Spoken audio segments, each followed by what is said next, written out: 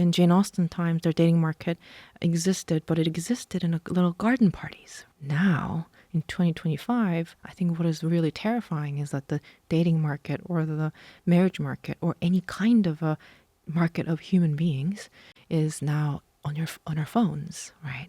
And you have access to not just your town's single girls and boys to compare yourself to, but actually now you have the global marketplace to compare yourself to and evaluate yourself and really learn to not like yourself very much.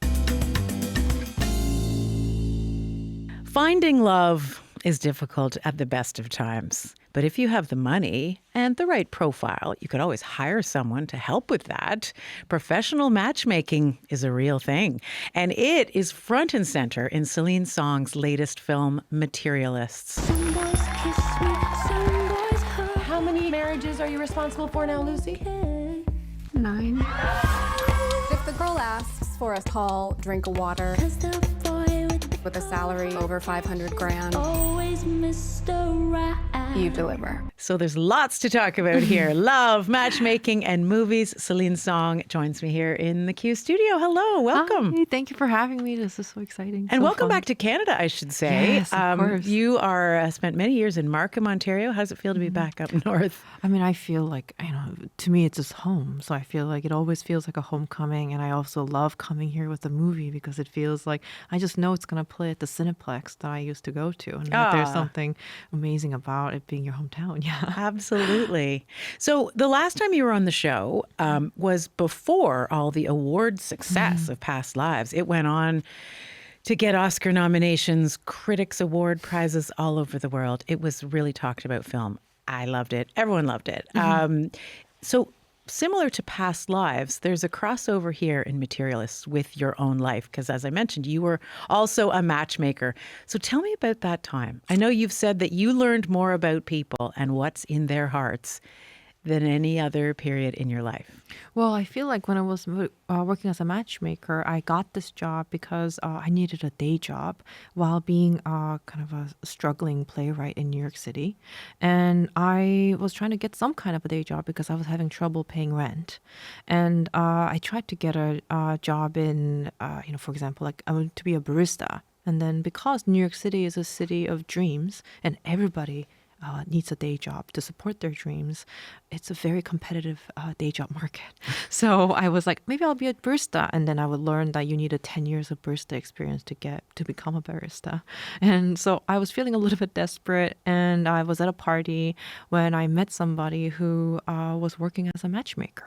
And I thought, well, maybe that's something that I could apply to and try to get as a job. I interviewed, I got the job, and I worked on that job for about 6 months. And I think that what I learned most at that time is that the way that everybody is talking about finding love in what is a game in pursuit of love, which is dating. And how all the language that is around dating, all the numbers, the height, weight, income, everything that you can quantify, actually, all of those things were supposed to be in search of love, but they seem to have nothing to do with love at all. And I think that I did that job for, about 6 months. And I honestly decided to quit that job because I was having too much fun. You were having too much fun at the job and you worried I could give up all my creative aspirations because I'm just loving this? Yes, I wasn't writing for those 6 months. And I realized this one day, I was like, oh my God, I'm not writing at all. What was so fun about it? What did you love about it? Well, I think that I would say that my drug of choice is people. I find people to be really pleasurable to get to know. So I feel like I got to know the kind of the most intimate details of what is going on in their hearts. And because of that, I think that I felt very fulfilled in it. And I think it did not inspire me to write something.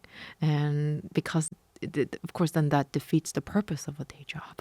So I quit. But even as I was quitting, I remember feeling like, I just know I'm going to write something about it one day. One day I'm going to tell the story. Yeah, and I was working on that job in my 20s in 2016.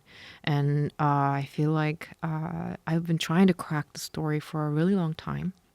And I had an opportunity between when I finished Past Lives and it was in the can and it was about to go and be released into the world. It was, I didn't, there's basically, I ran out of things to do on Past Lives. And then from that time to, I had about 7 months or something between then and when it came out at Sundance, and then Past Lives, of course, had a whole life that was launched at Sundance. So there was about a 7-month period where I felt like, well, I'm the only, I know I'm a filmmaker. I know I made a movie, but nobody else does. And it was driving me a little bit nuts. So I was like, okay, why don't I just spend this time to write my next movie? And I thought, okay, there's always been something that I wanted to do with my experience as a matchmaker. And I think that I just wrote it at that time. I love that line that your drug of choice is people. Yeah. And you get that sense even in the film of how much people open up to their matchmaker. Lucy has, I think it's the head of her agency, the matchmaking agency where she works, says in the film that clients will tell them more than they would ever tell their therapist. Was that your experience? Yes, it was. I mean, I feel like because it's a little bit different than when you're talking to a therapist, we're talking about your heart and your mind. When you're talking to a matchmaker, because dating market is often treated as a real market, right? And a matchmaker is seen as a bit of a broker, like a stockbroker for stock in the, just the financial market. I feel like in that way, people are quite direct with you about what kind of a thing they're looking for. And this is a very important line in my film, where a character says, I am not merchandise, I'm a person. And that is really the key to the whole film. And it's the thing that unlocks the whole film. And it's intentionally about the way that we treat ourselves and each other like we're merchandise. Mm-hmm. And a matchmaker is somebody who is supposed to be an expert on the value of the merchandise. So Lucy is the kind of person who, like any good matchmaker, can walk into a room, scan a room full of 100 people, identify the most valuable members in the audience, and then be able to say, okay, these people are the most eligible bachelors and bachelorettes in this room. So that's something that she's able to do, just like how, a great stockbroker, I'm sure, is able to do. I don't know enough about finance, but like I'm sure they are. But I mean, able is to that say what about you were stock. doing? And when were you good at matchmaking? Is that the kind of thing you felt? Well, I didn't do it long enough to be good at it, because I feel like so much of it is about like the consistency and endurance. That's what I really think. And it's also a lot of commitment. And I wasn't committed enough to really say that like, oh man, I was good. But I think that's something that's quite true, is that you start to see part of the job, you start to see people in terms of the value systems that that makes sense for the matchmaking service. What I mean is, like, I started to think about salaries a certain way, or height a certain way. And I was feeling myself sort of thinking about everything in terms of value in the dating marketplace. And I could probably analyze, I think at some point, what a person is worth on a dating market, Wow. That whole idea of it's almost like a shopping list. That Yes. these are commodities and values, and which ones are going to fit with another, and who's looking for what criteria. I mean, Lucy even says it's just math. Yeah. Do you see that? Did you experience that? Is matchmaking just math? Well, I think that more importantly, I think that we see that in the world. I think that we see that in the dating market generally. And I think that this is also not a new thing. This is what Jane Austen's novels are about, for example, right? I mean, the first line of Pride and Prejudice is about how a man of means should be in want of a wife. I'm paraphrasing, but so it's already going to be walking into the things that I'm talking about in Materialists, because this dating market or the marriage market has been something that's been a part of our society forever. And I think that there have been a couple things there are many things that have changed since the Victorian romance days and 2025 that I'd be remiss to not comment on, which is that, in Jane Austen novels, for example, like, marriage market is a domain of women, but it's also the only space for women of that time to have any authority over their destiny. That's the only place where they could make a choice for their future and for the security of their life. It was a place where women had to make really smart decisions. And I think that what Pride and Prejudice or Jane Austen novels are always talking about is this thing that my character says, I'm not merchandise, I'm a person, right? All of Jane Austen's characters are fighting for that. They're fighting for personhood. And I think that in that way, I feel like living in 2025 as a woman who works and lives, I feel very lucky that because of all the things that our ancestors have fought for, I think that I feel like, as a modern woman, I can have a job and I can have authority over my own destiny. And my only options in life is to marry. My only options in life is not to just marry a man. That's not the only way that I can secure my future, for example, right? And yet, the most people do seek love. Yes. In the film, a lot of this is centered on weddings and marriage, as seen as the ultimate kind of clinching of the deal, like closing of the math equation or whatever. But that seeking of love, I mean, it's so cynical. There's that aspect of the film that I interpreted as, the cynicism of those who choose to see Of course. relationships as strictly based on numbers. Okay, they're this height and she's this body mass index and he's this salary. And I mean, Yeah. Well, but it all comes down to the thing that Lucy's talking about, where she's saying like, well, love has to be on the table, right? I think that it can get very cynical. And I think that, but then if you really get to the bottom of the cynicism, you can feel a lot of empathy. And I think that we can really see ourselves in that. Because I feel like, a bride who doesn't want to get married in the film, she says, part of it is she wants to feel valuable, right? And I think that that is a very human thing, especially in the thing that I'm talking about with the dating market, where, yeah, of course, in Jane Austen times, their dating market existed, but it existed in a little garden parties, right? It existed in a way where it was like, it was still local, and it was still a community event, the dating market. Now, in 2025, I think what is really terrifying is that the dating market or the marriage market or any kind of a market of human beings is now on our phones, right? And you have access to not just your town's single girls and boys to compare yourself to, but actually now you have the global marketplace to compare yourself to and evaluate yourself and really learn to not like yourself very much. And I think that is the part of it where I think it's become very difficult. And I think that is really what the movie is interested in. So how in the middle of all of that, how are you going to move forth in your life saying something that feels impossible in the face of cynicism, which is to say, I believe in true love. And I believe that I'm worthy of it, and I believe that it is worth the trouble. I don't want to give away any plot spoilers, but in your work as a matchmaker, what for those who are sort of still looking at this as an equation and struggle to lean into the love and the human emotion aspect of this, tell me about the lengths that some people went to adjust their numbers, like make themselves more eligible in that marketplace. Well, I think that it's really connected to the way that we see ourselves as merchandise. I'm not a merchandise, I'm a person. And I think that if we see ourselves as merchandise and we're trying to improve our value, I think so often there is such a insidious language around improving our it's like they call it self-improvement, right? But it's just another way of talking about yourself as an object. So everything from, Botox to going to the gym to doing this, doing that, doing this to your...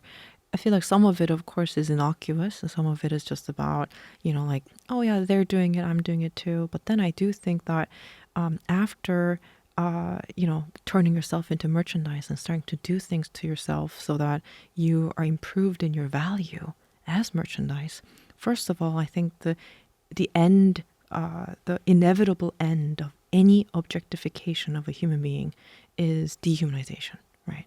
So I think that first of all, on some level, it's that, but also the other thing to recognize is if you're looking for love, if you want love in your life, a merchandise cannot love another merchandise, right? But a person and another person, there's a shot that you could fall in love.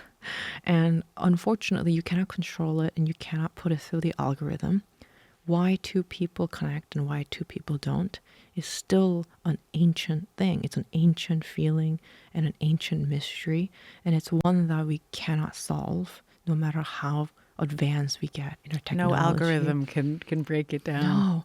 I mean, my thing is like there's a part of me that wishes we could, because I think everybody really hopes for one day, right? Like there's If only there could be a mathematical equation that someone yeah. could craft that would just solve It it would be all. so great, because I think that we're very troubled by this. We're very troubled by the anytime there's a lack of love, because I think it's very heartbreaking when we're asking for love and we're not able to have it, right?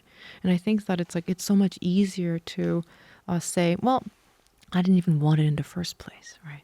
It's something that I felt when I was releasing Past Lives is that no matter who you are, men, women, old, young, everyone is obsessed with and interested in love.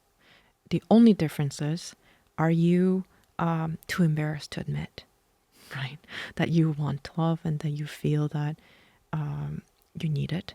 Or are you somebody who's going to be a little bit too embarrassed about that and will say instead the more fun thing, the more cynical thing, which is to say, I didn't even need it in the first place. Mm-hmm. It's interesting watching Lucy go through that. I mean, her character, her trajectory embodies all these themes that you're talking about. Materialists is a rom-com, but you've said, and I love this, you've said Materialist sits uncomfortably but happily in that genre. Tell me what you mean by that. Well, I mean exactly that, which is that, like, I feel like, I don't really write, and it all starts with the script. I don't really write thinking about the genre of the movie. I feel like I just write something and then someone tells me what genre it is, right?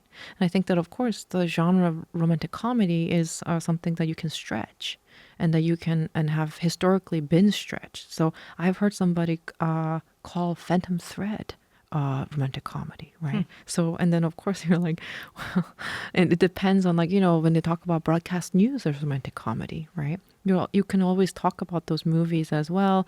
Is it really fitting into a narrower version of what that genre is? But the main thing that I think about when it comes to Materialists is that it's a modern romance, right? It's a love story, first and foremost, and it's also a love story about dating.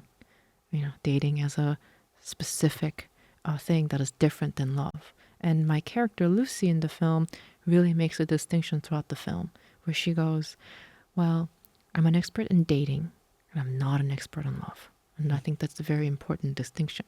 Dating is one thing, love is another. I want to talk about a really controversial part of the film. Yeah. It happens pretty early on. Dakota Johnson's character, Lucy, orders her favorite drink.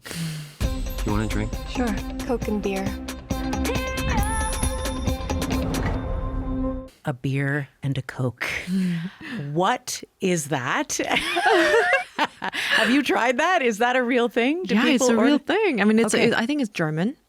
I think it's pretty common in Germany. But I really wanted to find a drink that only somebody who really knows Lucy would know. So it was important that it was not like gin and tonic, because I feel like gin and tonic, it's you can kind of like, you know what I mean? You can kind of imagine somebody might order gin and tonic, but I wanted it to be so strange. So what I did was I went to Google and I knew that was the goal for that drink. I needed a drink for that. And I Googled weird drinks. And it's a real one. It's a real one. Coke and beer was one of the drinks over there. And then I was immediately so drawn to it because the thing about Lucy is she was born working class, and then she's been sort of like trying to, pay off her college debt and like try to present as somebody who is much higher class than herself. And this, of course, informed everything from her living space to her wardrobe. Everything is about her trying to fit in as somebody who did not grow up rich, with the space that Harry's character, the wealthy character, the one played by Pedro Pascal, fits into. She wants to fit into that. So I feel like I wanted it to really reveal who she really is. And what I love about Coke and Beer is that both of those, you can put together that cocktail, quote unquote, at a gas station. And I think that right? Like you could, in America Right. anyway. But if you can order those two drinks, you can get those drinks at a gas station in America and then just like put it together in the parking lot. And I think that is what really I loved about it. A small detail that reveals sort of volumes about this character. Yes, exactly. I was curious about the decision. I assume in a Celine Song film, probably all films, but especially yours, no detail is accidental.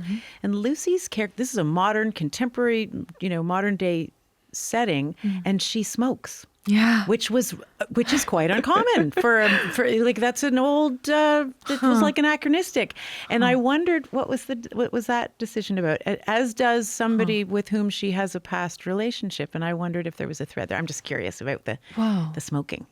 I feel like, I personally know a lot of smokers. So, but I think that you're right. I think maybe in Canada it doesn't. I think, I don't know, but that's not necessarily true. I feel like when I was in high school or college, there were whole sections of smoker corners. So anyway, I feel like I just know a lot of smokers. So I feel like We don't see it about, in film main characters maybe as less. much. I think you're right. But I think that what I really loved about the two of them smoking in particular is because I think that I wanted to see characters be a little bit bad to themselves, right? And also not be necessarily the best boys and girls in some way. And I think that's something that we could do is what I like about hanging out with my friend while they're smoking, because I like it when my friend smokes and I go and I stand there with them and then we just talk, is that it is kind of like a funny way to have some idleness, right? Some way to just some excuse to be idle together. And because of the scene between the big smoking scene between Lucy and John, played by Chris Evans, when they're smoking, they're really just trying to, they're playing hooky from their work. Lucy's at her job and John is at his job and they're playing hooky. And what's a great excuse to play hooky? Well, let's have a cigarette. Yeah, it reveals a lot about their connection. Yeah. Why do you think, you've been really candid in a lot of interviews about how important it is to talk about love in film, and in spite of the fact that can get dismissed as sort of lighter fare. Tell me why you think that's important and why the idea of centering a film around love and finding love is belittled somewhat. Well, I think that, love as a topic is an endlessly fascinating one. It's a universal theme. And I think that it is completely deserving of cinema. And I think that so much of cinema is actually so about love. And it's maybe it's not necessarily in the romantic genre, but I think that it is so often about love of some kind. Well, and then I feel like when it comes to what I think is really sad about dismissing a movie that is in the romance genre as chick flicks, for example, or then to say, well, it's a chick flick, so it's not serious. And I've been, of course, experiencing it releasing this movie, Materialists. Sometimes people will just assume, without having seen it, that it's going to be lighter fare or not serious. And something that I really feel is that, well, by saying that chick flicks are not serious, you're basically dismissing chicks from serious people. You're saying that chicks are not serious people. And on the other hand, it is also sad for serious people, because why isn't the matters of a person's heart not be of interest to serious people? Why is it not a serious topic for serious people? Because they also need love. They also have to contend with the questions of love in the modern day. So I think that it is just a sad way to approach it generally. And I do think that it is, it's, to me, if you ask me why that has been that way, I think it's pretty pure and simple. I think it is probably connected to the historical diminishing of power of women's dollar and women's interests, right? And I think that's just been a thing that historically has happened. That I think we're still dealing with the kind of the residue of that today, and it probably continues in such a real way. To be like, well, it's a movie where a woman has so much power, and it's everything depends on her authority over her own life, and she makes decisions for herself, and also like, yeah, she's the number one on the call sheet, and it's about matters of the heart. It's about feelings, the things that has been like unfairly passed over as domain of chicks, right? And I think in dismissing that, I think that you're doing everyone a disservice, including men. Because I think about this in terms of like the way that I wanted to depict the men in the film. The John as Chris Evans as John's character John, and Pedro Pascal as Harry. The thing is, like, what I really want more than anything for those characters is to also show them be crushed by this dating market, the way that people are turned into merchandise and turned into objects. It does not spare men just because I don't know, the movie industry tells you that it's not for them. I think that it is for everyone, and it has to be, because they're not spared from it either. So I think that, to me, I think it's pretty obvious why romantic films are relegated to unserious and not serious cinema, right? Because it's a way for us to sort of admit that this great mystery of love, this thing that we cannot be, no one can be smart about, like no one can have answers to, is a way to say like, yeah, that's just some girl shit, right? That's just a chick flick, don't worry about it. But then I always want to say, yeah, but are you saying that honestly because you're terrified? Are you actually scared to be talking about the matters of the heart? Because of course it's the thing that makes us feel the most vulnerable. It does. And you brought the gravitas that people expect from you based on past lives to a genre that's part of what is so surprising and delightful about Materialists. It's been really great to talk with you about it, So good Celine. to talk to you. This was Thank great. you. This was really great.